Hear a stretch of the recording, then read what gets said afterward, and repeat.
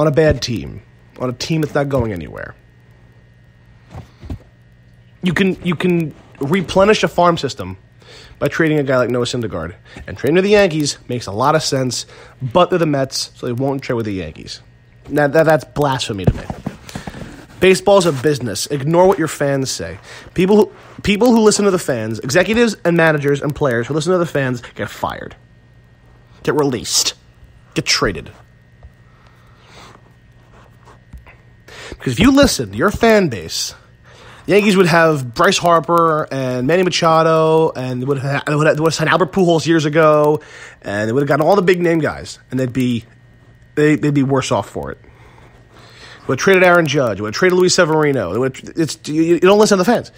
Don't let the fans dictate what should get done. I think Brody let the fans dictate what should get done, and he's paying for it. So now you got a guy who has a world of talent, with a 5-cent head, hasn't shown his talent yet this season. I mean, it has been hurt on and off for the past 4 years.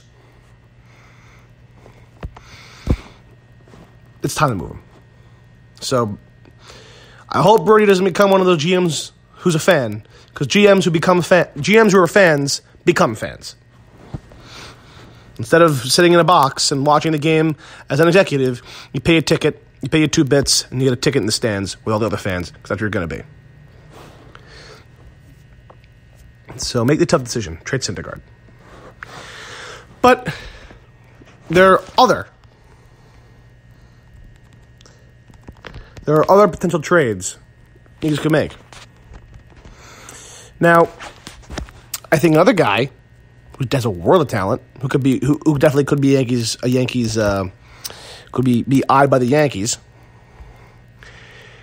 Despite their playoff picture right now, because they actually are in the playoff picture if the season ended right now. I think trading Trevor Bauer, while having that great staff with Clevenger and Bieber, could net them players and also keep them in the playoff hunt. I don't think necessarily they'd be saying our season's over. So I really believe that he's a great fit, great curveball. I think he's sort of built to be traded. He's going to want too much money when he's a free agent, and he's had a disappointing season, but he has great stuff, and I think he could definitely be a guy the Yankees go after. Now, everyone's going to say, what about Bumgarner? The Giants are in the playoff. The Giants are right in the playoff hunt right now. They think they can win. I don't. No one else does. They do. They're wrong. I mean, Bruce Bochy is not William Wallace gathering his troops, saying, let's fight for the playoffs. Let's fight. Victory, or you may take our lives, but can't take our freedom. All that crap. They're not going to win. Bumgarner should get traded. He's not going to get traded. So I'm not going to sit here and entertain a Bumgarner deal, because it's just not going to happen. If it does happen, great. If it doesn't happen, call me not surprised. But the guy I think they actually will get, the guy above all else who I think they actually will end up trading for, is Marcus Stroman.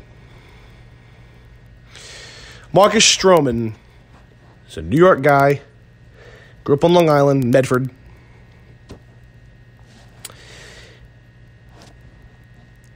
Grew up a Yankee fan, for all I know. And he's got a young, controllable arm. He's pitched in big games, the WBC, the World Baseball Classic. He hasn't been great in the playoffs, but hey, it's not like he it's not like he has like a 10 ERA. He's 1-1 with a 4.40. Hasn't had a lot of playoff experience. But still, he's pitched there, and he's been great this season, been an all-star. He's got a lot of swagger to him and a lot of fight in that little body. He's 5'6", I think. 5'7". And could be the 3-starter that this team needs. Now, going out there and trading for an ace is hard. You're not going the age of trading for a Justin Verlander like the Astros did. There's no one out there unless you're going to trade for Bumgarner or Syndergaard, which is not going to happen. So I think Stroman's your next best guy. People have been bringing up Matthew Boyd. I don't have a lot to say about Matthew Boyd. He has a 6.38 ERA in July and a 5.90 in June. His value's not there. He has no value. I personally, I don't want him. I don't want him. Robbie Ray, another guy from the Diamondbacks. Now, if you want to take on some money, if you think you can take on some salary and really try and kind of win now and worry about it later, maybe Zach Greinke. Maybe Zach Greinke could be the guy.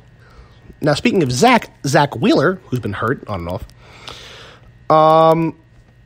could be another option. But, again, hurt, inconsistent. You don't need an inconsistent starter on a team like this. You need a guy who you know what you're going to get. But Zach Greinke is definitely interesting. This season, he's 10-4 with a 2.93. The only issue is he's 35. He'll be 36 in October. And he has 2 more years left on his deal at $35 million. Now, I'd be okay with taking on that deal. D-backs pay a little bit of it. I'd be okay with taking on that deal. Now, are the Yankees okay with taking on that deal? If they're in a win-now mode, they think he's the best guy out there, and he's not going to cost you that much because he's making so much money, then you try it. And I think it'd be a worthwhile thing to try. Zach Greinke, I'm going to say this right now, and I mean it, and anyone who does not believe I'm being honest or truthful can go look at the numbers. Zach Greinke is going to the Hall of Fame for a reason. For anyone gasping, anyone who's saying, oh, "No, he's not." Zach Greinke, wasn't he that guy who's been terrible with the Diamondbacks ever since he was a Dodger? No, he's the guy who has an under 3 ERA this season with the D-backs, a 3.21 and a 3.20 ERA with the D-backs in the other 2 seasons. He had 1 bad season with the D-backs, and everyone blew up about it. The reason everyone thinks Zach Greinke is this guy who's past his prime is because his first season after signing a big-time contract with the Diamondbacks, he had a 4.37 ERA in 26 starts. It was hurt a little bit. He's been an all-star the last 3 seasons, 17, 18, and 19. He's an all-star. 19-3 with a 1.66 in 15. Didn't even win the Cy Young Award. I think his teammate Kershaw did. The year before that, he was 17-8 with a 2.71. The year he won the Cy Young Award, in 2009, he was 16-8 with a 2.16. Hall of Famer Zach Greinke definitely is a guy that you don't think about, but could and should be an option for the Yankees to trade for.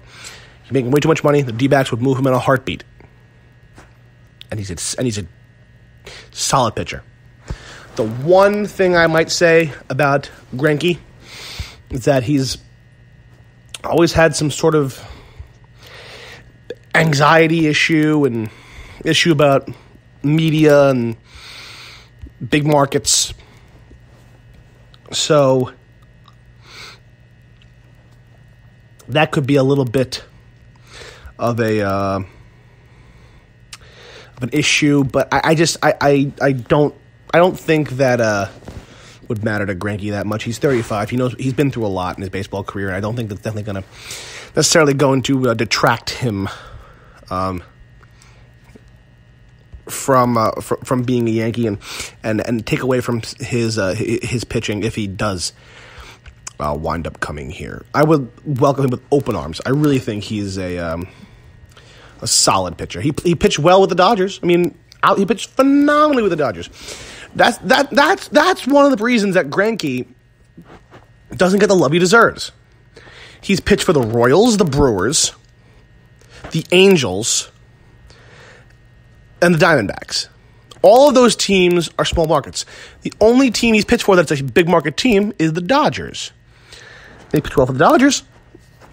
So why would it think that he pitched well for the Dodgers and not the Yankees? So I think he could definitely be a great option for this team. He's the guy I really hope and make a big push for, because I mean, frankly, nobody else in this market really impresses me all that much. I mean, Syndergaard and Bumgarner are pipe dreams. It's not going to happen. Greinke makes a lot more sense than any of those guys. Giants are in it, quote unquote, so they're not going to move him. Mets will never trade with the Yankees. Stroman's a 3. Greinke's their 1, and a good one. They're talking about Robbie Ray. No, I want the other guy. He's a guy I want. And I think, and I really believe in his arm. So that's the trade deadline. The trade deadline is in what? Today's the 24th. We have the trade deadline is in a week. A week from today is the deadline. So next week's show is actually going to mainly consist of trade deadline talk, because I'll be doing it leading up to the deadline. So we will see how all that unfolds when it comes to the trade deadline next week. But before we move on, we should talk about one more pitcher Yankees could potentially go after. Now, I don't necessarily think this is a smart idea, but I do. I heard someone mention it, and I just want to kind of entertain the idea. It's just. I heard it. I talk about it. Max Scherzer's not getting traded. Max Scherzer is an otherworldly pitcher. He has a 2.3 ERA, 9-5. Not getting traded. This was I heard a ton of Scherzer should be moved. The Nationals are out of it. The Nationals not out of it anymore. Scherzer's not getting moved. So I had to mention that one more thing before we moved on to our next topic. But our next topic is just the games. The games we've missed since last week. We played the Rockies, the Rays, and the Twins to this point.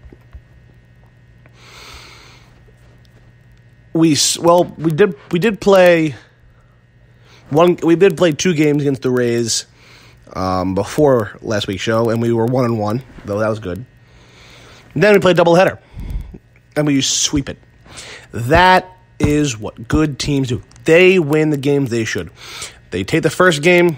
Herman gives up back-to-back home runs, start the game, and that's it. And get those 2 runs back in the second. 2-run home run by Urshela. So again, tie ball game. Gary singles in a run. Voit singles in a run. Urshela doubles in a run, and that's all in the 5th. And then to top it all off, Hicks homers, and we end up with a 6-2 win. Herman after those runs was great. 6 innings, 2 runs, 5 strikeouts. Bullpen by the numbers. Canely, an inning. Britton, an inning, 3 strikeouts. And closing it out with David Hale. So, a very well played ball game. And a good way to start a doubleheader.